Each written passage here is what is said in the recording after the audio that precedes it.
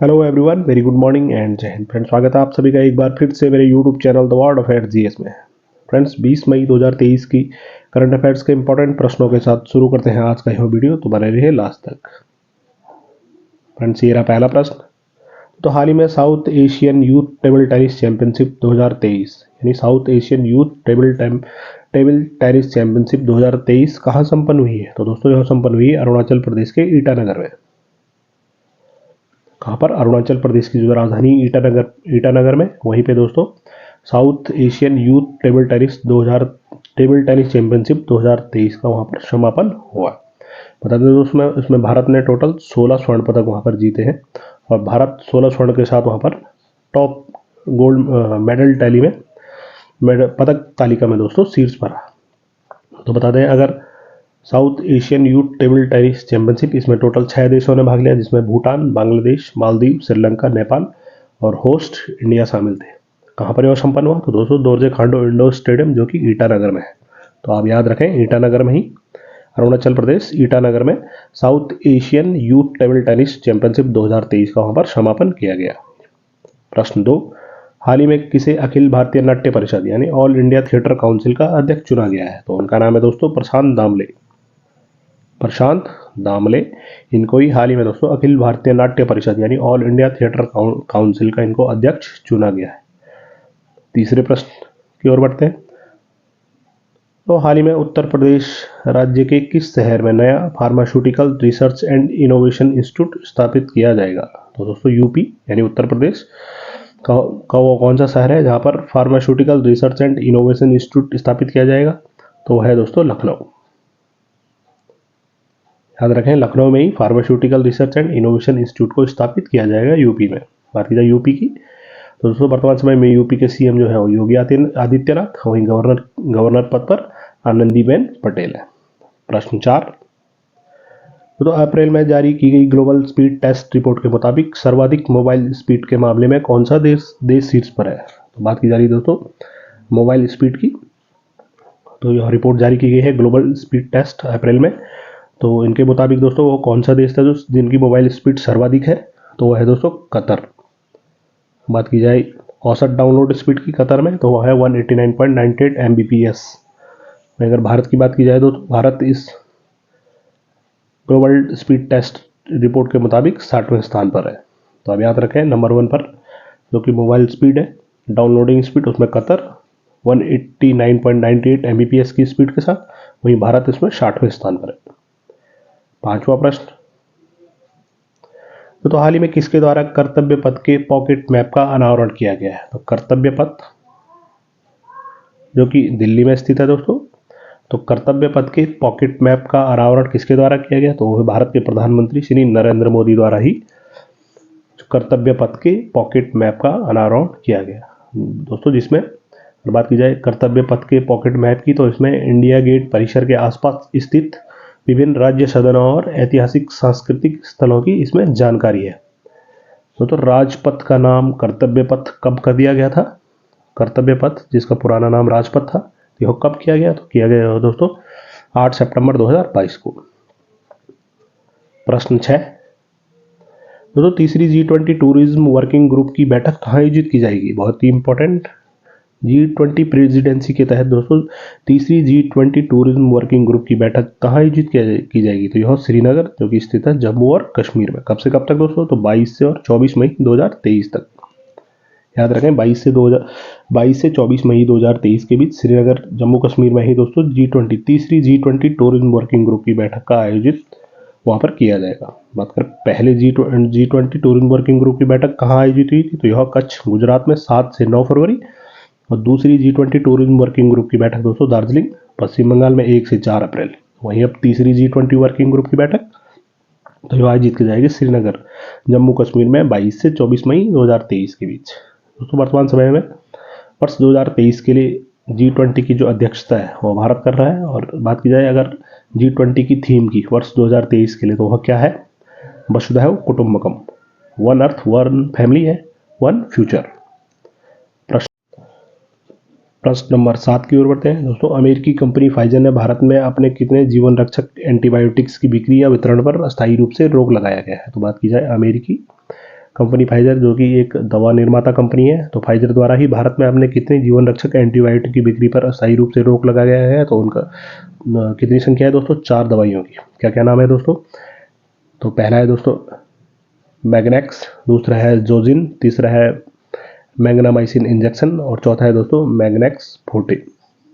ये 4 दवाइयाँ हैं एंटीबायोटिक्स जिनकी बिक्री पर दोस्तों फाइजर जो कि एक अमेरिका में स्थित एक दवा निर्माता कंपनी है, इसके द्वारा स्थायी रूप से इन पर रोक लगाई गई है। 8वें प्रश्न की ओर बढ़ते हैं। तो भारतीय प्रधानमंत्री श्री नरेंद्र मोदी G20 प्रधानमंत्री किस देश के लिए रवाना हुए हैं? तो दोस्तों वह है जापान के लिए। इंपॉर्टेंट प्रश्न नंबर 8 दोस्तों, G7 शिखर सम्मेलन में भाग लेने के लिए भारत के जो प्रधानमंत्री है श्री नरेंद्र मोदी वह जापान के लिए रवाना हुए हैं। अगर बात की जाए दोस्तों वर्तमान समय में G7 की, तो कौन सा समिट है दोस्तों? 49th G7 समिट, जो कि कहाँ पर आयोजित किया जा रहा है दोस्तों? तो जापान के हिरोशिमा में।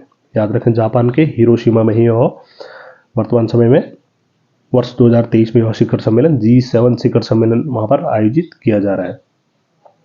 तो दोस्तों इंडिया G7 का सदस्य नहीं है, तो इंडिया वहाँ पर एज ए गेस्ट के तौर पर वहाँ पर इस G7 शिखर समिट में आमंत्रित है। अगर बात की जाए G7 की, तो यह 8 देशों का एक 7 देशों और एक ऑर्गेनाइजेशन का यह समूह है, जिसमें Canada, France, Germany, Italy, Japan, UK, US और यूरोपियन यूनियन शामिल है। तो आप याद रखें, G7 शिखर सम्मेलन में भाग लेने के लिए भारत के जो प्रधानमंत्री वह जापान के लिए रवाना है। जापान के हिरोशिमा में ही G7 शिखर सम्मेलन का आयोजन किया जाएगा। प्रश्न 9, तो केंद्र सरकार ने 1 जुलाई 2023 से देश के बाहर क्रेडिट कार्ड से भुगतान करने पर कितने प्रतिशत TCS tax collected at source लगाने की घोषणा की है? यानी टैक्स कितना % टैक्स लगेगा 1 जुलाई 2023 से दोस्तों देश के बाहर क्रेडिट कार्ड से भुगतान करने पर? तो वह है दोस्तों 20%। अब याद रखें, 1 जुलाई 2023 से देश के बाहर क्रेडिट कार्ड से भुगतान करने पर कितने प्रतिशत आपको टैक्स देना पड़ेगा? तो वह है 20%। TCS यानी टैक्स कलेक्टेड एट सोर्स, याद रखें 20%। बढ़ते हैं प्रश्न 10वें पर। तो PM मोदी ने कहाँ अंतर्राष्ट्रीय संग्रहालय एक्सपो 2023 का शुभारंभ किया है? तो भारत के ही प्रधानमंत्री श्री नरेंद्र मोदी द्वारा दोस्तों अंतर्राष्ट्रीय संग्रहालय एक्सपो 2023 का शुभारंभ नई दिल्ली के प्रगति मैदान में किया गया। बात की जाए दोस्तों थीम की, अंतर्राष्ट्रीय संग्रहालय दिवस की जो थीम थी वो क्या थी? तो संग्रहालय, स्थिरता और कल्याण, यानी museum sustainability and well being. याद रखें, संग्रहालय, स्थिरता और कल्याण, यह थीम थी अंतर्राष्ट्रीय संग्रहालय दिवस की। बढ़ते हैं प्रश्न 11वें की ओर। तो किस राज्य में भारत का सबसे बड़ा स्काई वॉक पुल का उद्घाटन किया गया है? प्रश्न नंबर 11 इंपॉर्टेंट। वह कौन सा राज्य है दोस्तों जहाँ पर भारत का सबसे बड़ा स्काई वॉक पुल का उद्घाटन किया गया है? तो वह है दोस्तों तमिलनाडु।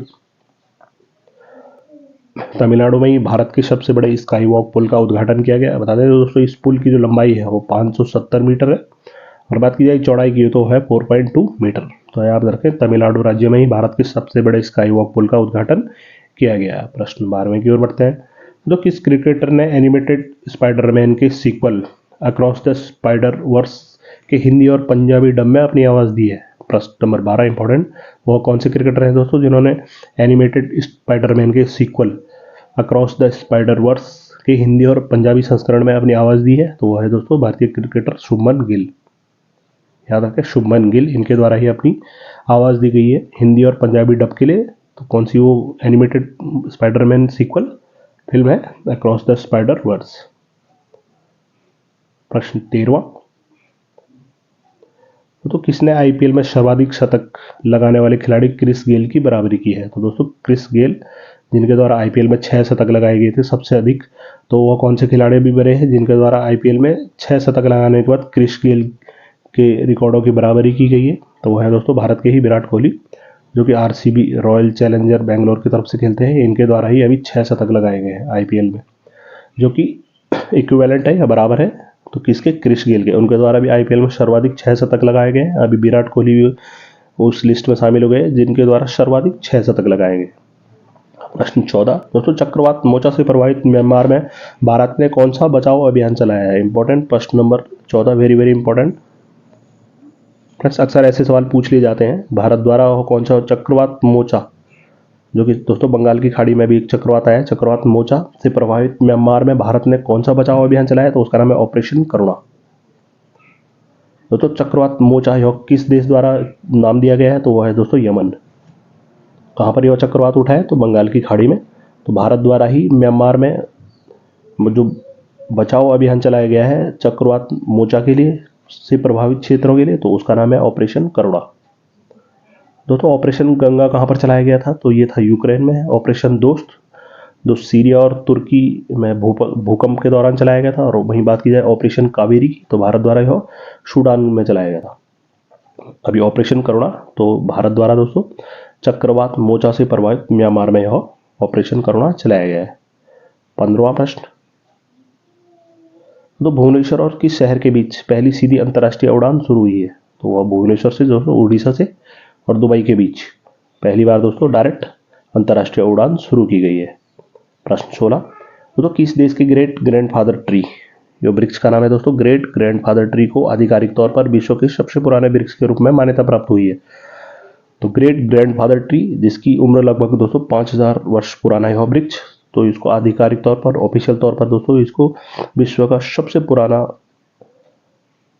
वृक्ष माना गया है। तो यह किस देश में स्थित है दोस्तों? तो यह है चिली साउथ दक्षिण अमेरिका महाद्वीप में स्थित एक देश। तो उसी में दोस्तों ग्रेट ग्रैंडफादर ट्री यह आधिकारिक तौर पर विश्व का सबसे पुराना यह वृक्ष बन गया है।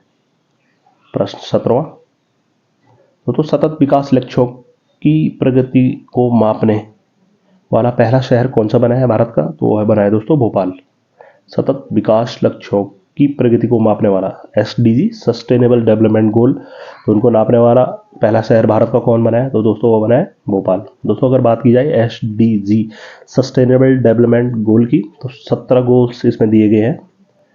कब और कहाँ ही गोल दिए गए थे? दोस्तों सतत विकास लक्ष्यों को अपनाने का फैसला जो लिया गया था यह संयुक्त राष्ट्र शिखर सम्मेलन जो कि सितंबर 2015 में यह लिया गया था। इस बैठक में दोस्तों अगले 15 सालों के लिए मतलब वर्ष 2016 से और 2023 तक दोस्तों 17 लक्ष्य ऐसे दिए गए थे जिनको प्राप्त करने का लक्ष्य दिया गया था, जिनमें शुरू के अगर 4-5 लक्ष्यों की बात की जाए टॉप में, तो उसमें सबसे पहले आता है गरीबी को पूर्णतः समाप्ति, भुखमरी की समाप्ति, अच्छा स्वास्थ्य और जीवन स्तर, गुणवत्ता शिक्षा, लैंगिक समानता, साफ पानी, सस्ती और स्वच्छ ऊर्जा और अन्य सारे ऐसे 17 गोल्स दिए गए हैं। तो आप याद रखें सतत विकास लक्ष्यों की प्रगति को मापने वाला जो पहला भारत का शहर बना है वह भोपाल मध्य प्रदेश।